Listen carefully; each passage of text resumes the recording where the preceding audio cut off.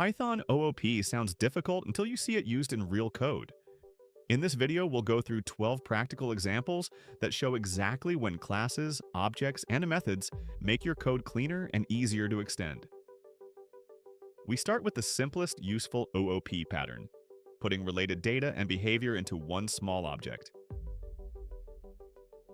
A small app often needs to keep user data together and show it in a readable format.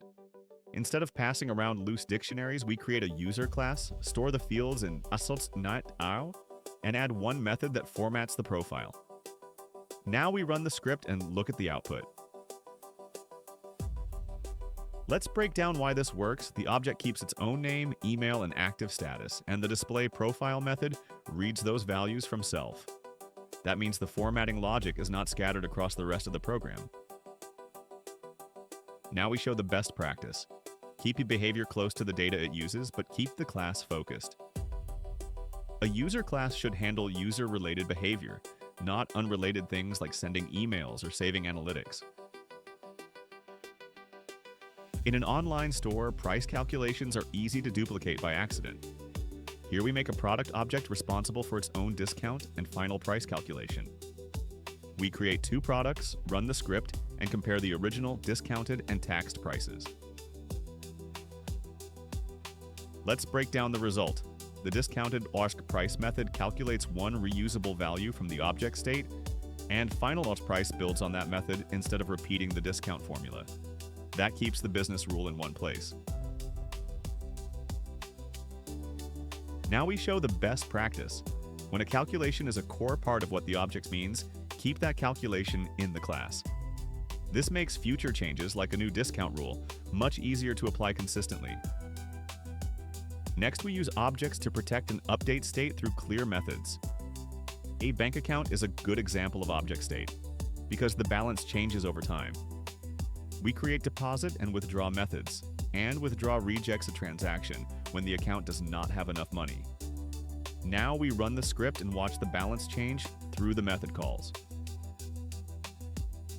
Let's break down why the final balance is $120.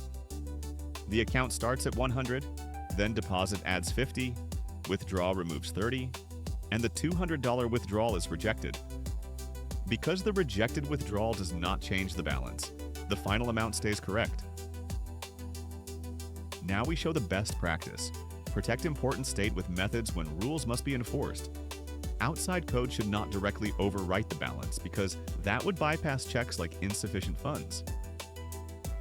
A task tracker needs status, changes that are easy to understand.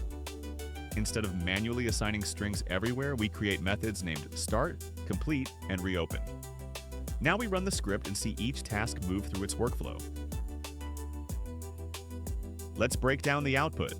Both tasks begin as to-do, then the first task moves to in progress, while the second task is completed.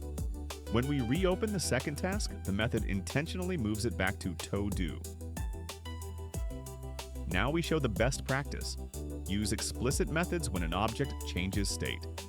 Code like task complete is much clearer than setting task status to a raw string in random places. Now we look at a common intermediate OOP idea: class attributes versus instance attributes. A CLI tool often has default request settings like timeout and retry count. We put the shared defaults on the class, then let each instance override only what it needs. Now we run the script and compare three different request configs. Let's break down what happened. The user's config uses both class defaults, the reports config overrides only timeout, and the health config overrides only retries. Each object gets its own final values, but the default numbers are still defined once. Now we show the best practice. Use class attributes only for real shared constants. If a value should be different per object, store it as an instance attribute during initialization. Now we move into Python object protocols. These examples show how small special methods can make everyday debugging and inspection much cleaner. Order data often appears in logs or failed tests, and a memory address does not help much. Here we first create an order without Yasmanya Reaper Then we create the same kind of object with a custom representation. Now we run the script and compare the output. Let's break down why this works. When print receives an object, Python asks the object how it should be represented. By defining sort as repr we control that developer-facing text and make the object useful at a glance. Now we show the best practice. Add job repr job to domain objects that appear in logs, lists, tests, or debugging sessions. Keep it short, stable, and focused on the fields that identify the object.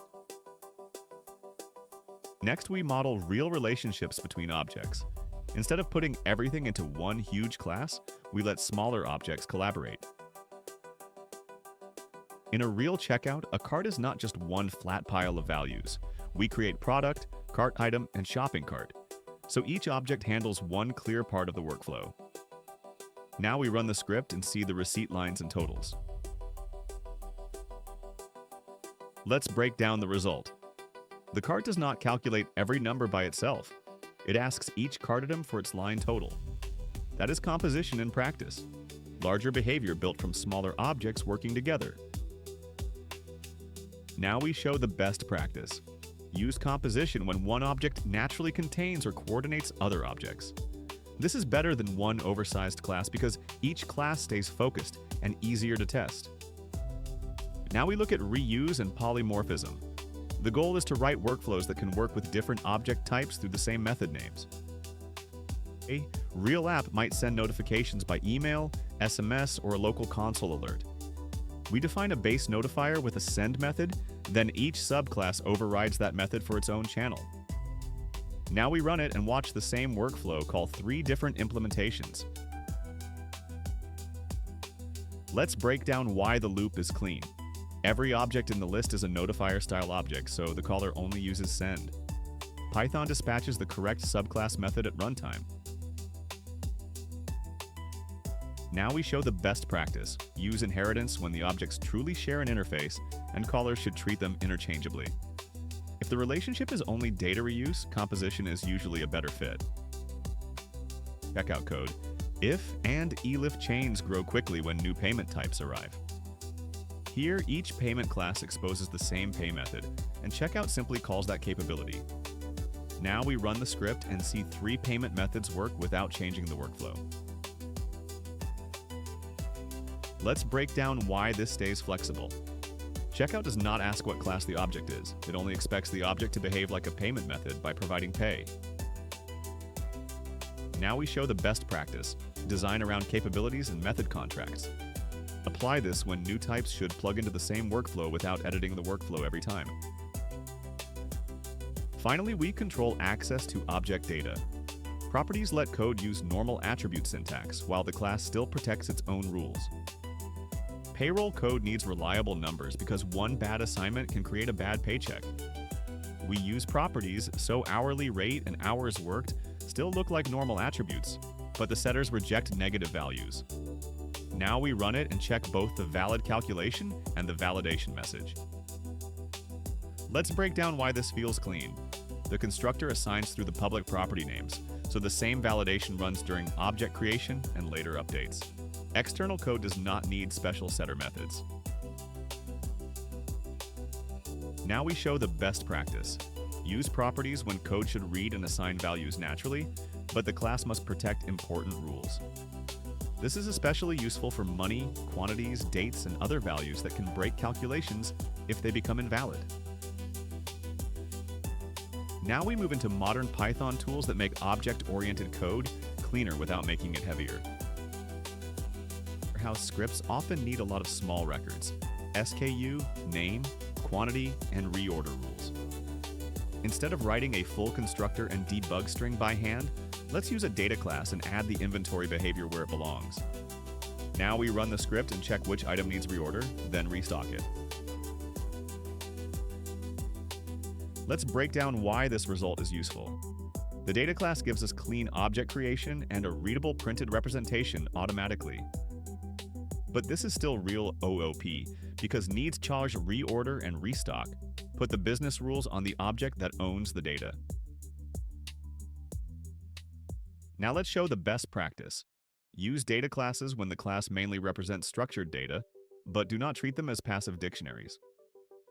If a rule is naturally about one inventory item, like reorder status or restocking, keep that method on the data class. For a quick variation, try adding an eyes out of a stock method. It should return true when quantity is 0, and then you can print urgent items separately from normal reorder items. Next, we use OOP to design code that can grow without constantly editing the core workflow. Porting tools often need the same data in different formats, like CSV for spreadsheets, JSON for APIs, and plain text for quick emails. Let's keep the report workflow stable and swap only the exporter object. Now we run the script and the same sales data comes out in 3 different formats. Let's break down the design. Generate Dogger's report does not contain if statements for CSV, JSON, or text. It only calls export, and polymorphism lets each class decide what that means. Now let's show the best practice. Keep the stable workflow separate from replaceable behavior. Use this when you expect new formats, payment providers, notification channels, or anything else that should plug in without rewriting the main logic. For a quick practice variation, add a Markdown exporter class. The important rule is that generate report should not change at all because the extension point is the exporter object. Now you've seen how Python OOP works in realistic examples, not just textbook theory. If this helped, like the video, subscribe to Dev Level Up, and comment what Python topic or real-world example you want next.